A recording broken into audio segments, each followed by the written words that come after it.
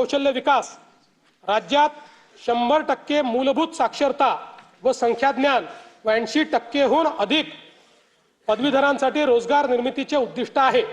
राष्ट्रीय व आंतरराष्ट्रीय विद्यार्थ्यांना आकर्षित करण्यासाठी 8 ते 10 शैक्षणिक शहरांची उभारणी करणे, युवकांना उद्योग केंद्रीय आणि कौशल्य विकास शिक्षणाद्वारे सज्जित करणे, नवोन्मेष आणि उद्योजकतेला प्रोत्साहन देणारे प्रतिभा केंद्र निर्माण करण्याचे नियोजित आहे।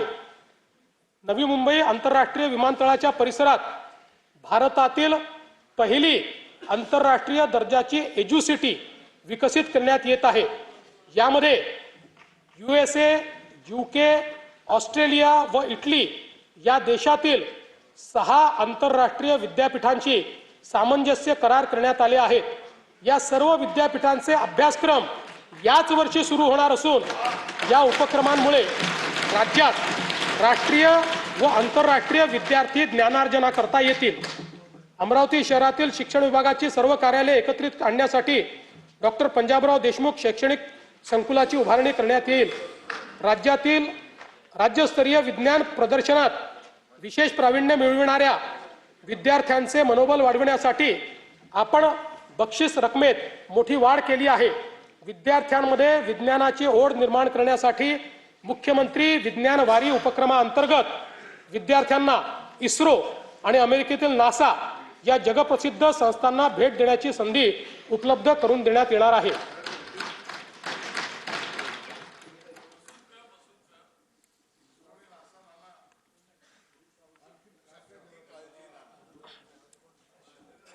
जागतिक बँकेच्या सहकार्याने आपण दक्ष हा महत्त्वाकांक्षी प्रकल्प राबवत असून या अंतर्गत Mahima Maharashtra agency for holistic international mobility and advancement या संस्थेची स्थापना केली जाईल।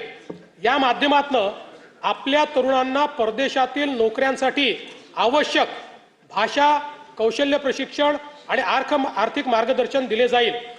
राज्यातील समुपदेशन सेवांचा विस्तार व अधिक संघटित व्यवस्था निर्माण करण्यासाठी 36 नवदिशा केंद्रे स्थापन करण्यात येतील। मला सांगताना अभिमान वाटतो की केंद्र सरकारच्या आकडेवारीनुसार महाराष्ट्र आज देशाचे स्टार्टअप कॅपिटल ठरले आहे।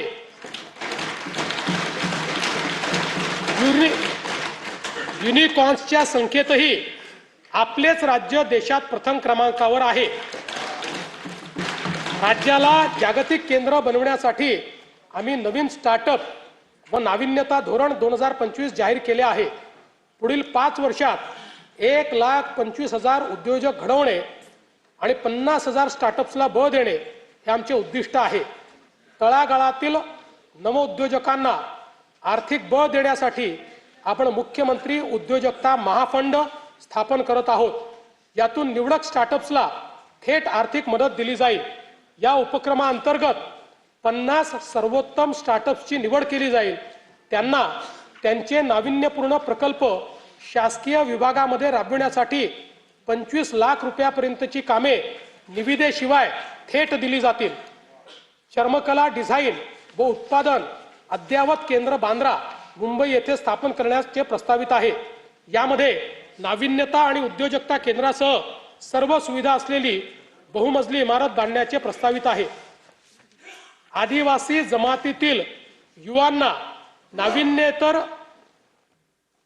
नाविन्यतेवर आधारित उद्योजक आणि उद्योग निर्माते बनवण्यासाठी राज्यात Bharat innovation research startup for आत्मनिर्भरता म्हणजे बिरसा ही योजना राबविण्यास मान्यता देण्यात आली आहे। उपक्षेत्र 3 आरोग्य सर्व स्तरावरील नागरिकांसाठी सुलभ किफायतशीर व गुणवत्तापूर्ण आरोग्य सेवेची सुनिश्चिती करणे व त्याद्वारे राज्यातील नागरिकांचे सरासरी आयुर्मान वाढविणे यासाठी आरोग्य सेवांचा विस्तार करून ती शेवटच्या टप्प्यापर्यंत सर्व नागरिकांना पोहोचवण्याचे उद्दिष्ट आहे। विशेषज्ञ आरोग्य सेवा आणि संशोधनासाठी परिसंस्था म्हणून मेडिसिटीज स्थापन करण्याचे उद्दिष्ट आहे। प्राथमिक, द्वितीयक आणि तृतीयक आरोग्य सेवांचा विस्तार करण्याचे नियोजन आहे। ताणतणाव, जीवनशैलीजन्य आजार, मानसिक आरोग्य तसेच प्रतिबंधात्मक आरोग्य सेवेसाठी सातारा जिल्ह्यातील दरे परिसरात निसर्गोपचार केंद्र उभारण्यात येईल। तसेच मुंबई महानगर परिसरात वैदिक ज्ञान, संगीत परंपरेवर आधारित वेलनेस उत्कृष्टता केंद्र विकसित करण्यात येईल।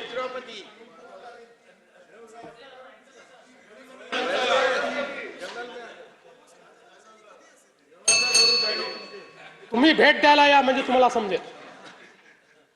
कर्करोग, मधुमेह व हृदयविकार यासारख्या आजारांचे लवकर निदान करण्याकरता एशियाई विकास बँकेच्या सहाय्यतेतून ग्रामीण भागात दरवर्षी तपासणी मोहीम राबवण्यासाठी 4,500 कोटी रुपये किमतीची प्रगती योजना प्रस्तावित आहे। राज्यातील 29 महानगरपालिका, 247 नगर परिषदा आणि 147 नगरपंचायतीमध्ये राष्ट्रीय आरोग्य कार्यक्रम व आरोग्य विभागाच्या सर्व गुणवत्तापूर्ण सुविधा देण्याकरता समन्वय साधणे व कामकाजाचे संनियंत्रण करण्यासाठी शहरी आरोग्य आयुक्तालयाची स्थापना करण्यास मान्यता देण्यात येत आहे।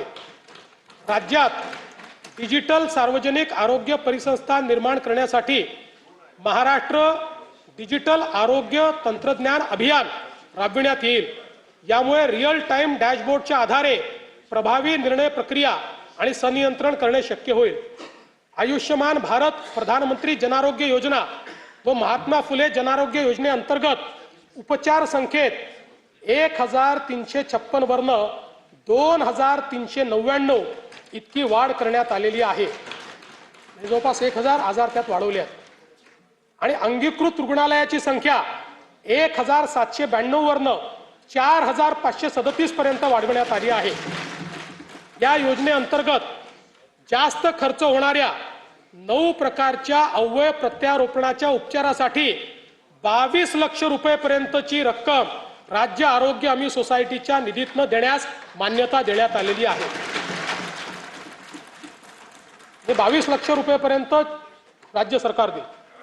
सार्वजनिक आरोग्याच्या सर्वंकष उन्नतीसाठी एम्स व IIMच्या धर्तीवर उच्च गुणवत्तेच्या प्रशिक्षण व संशोधनासाठी नागपूर येथे भारतीय सार्वजनिक आरोग्य संस्थेच्या सहकार्याने महाराष्ट्र सार्वजनिक आरोग्य संस्था स्थापन करण्यात येईल। राज्यात 35 शासकीय वैद्यकीय महाविद्यालय कार्यान्वित आहेत। त्यापैकी नव्याने मान्यता दिलेल्या 11 महाविद्यालयांची बांधकामे विविध टप्प्यावर आहे। स्वामी